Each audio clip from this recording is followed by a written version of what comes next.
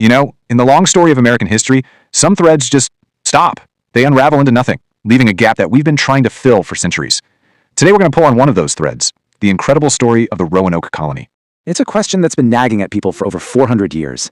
I mean, think about it. An entire community, men, women, and their children, who set out to build a new life, just gone. No bodies, no real signs of a fight, just nothing. Well, almost nothing. This one word, this single, strange word found carved into a wooden post, is the only real clue they ever left behind. It's like a message sent floating through time that's only made the mystery deeper. So let's start at the beginning and see if we can piece this together. Okay, to really get this, we've got to go back, way back to the late 1500s. At the time, England was looking over its shoulder at its big rival, Spain, which was just getting incredibly rich and powerful from its colonies in the Americas, and England wanted in on the action. And the man with the plan, the guy pushing this dream forward, was Sir Walter Raleigh. He had this vision of a permanent English settlement in North America. It would be a foothold, you know?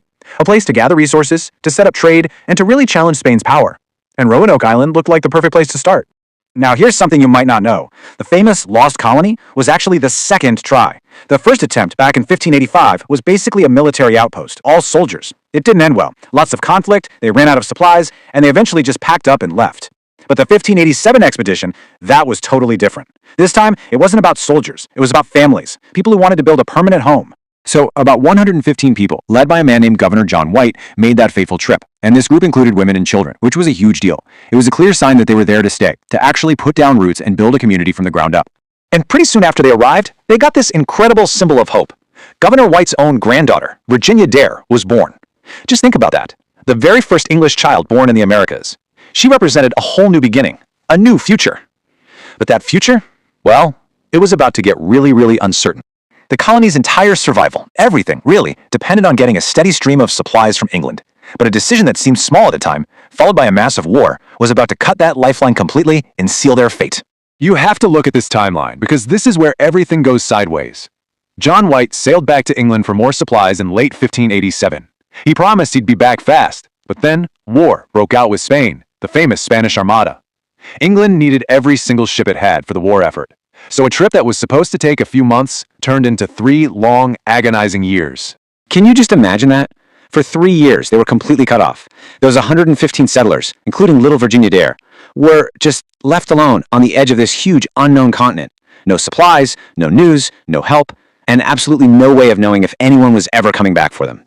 So when John White finally gets a ship and makes it back in 1590, he's met with just this chilling silence. The busy little settlement he left behind was now an eerie, empty ghost town. The entire place was empty, but here's the really weird part. It wasn't like there had been some chaotic, violent attack. The houses looked like they'd been carefully taken down, not burned or destroyed. The defensive walls were gone, and most unnerving of all, there were no bodies, no signs of a fight. It was almost as if they had all just packed up and walked away. He must have been frantic, just searching for any message, any sign at all of where they could have gone. And then he found it.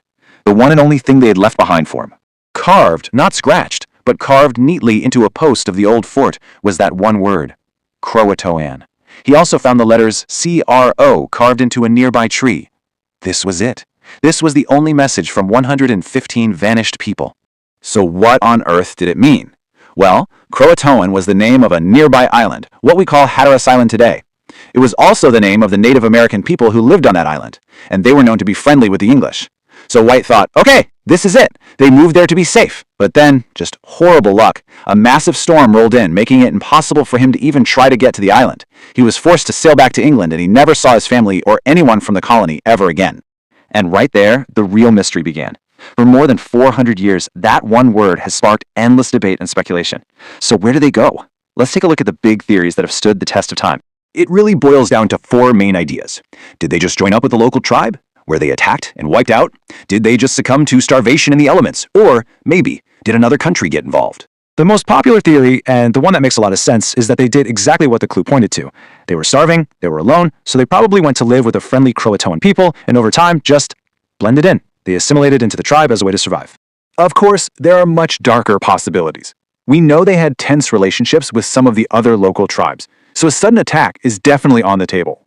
Or maybe, facing starvation and disease, they tried to move inland by themselves, and just didn't make it in the tough, unfamiliar wilderness.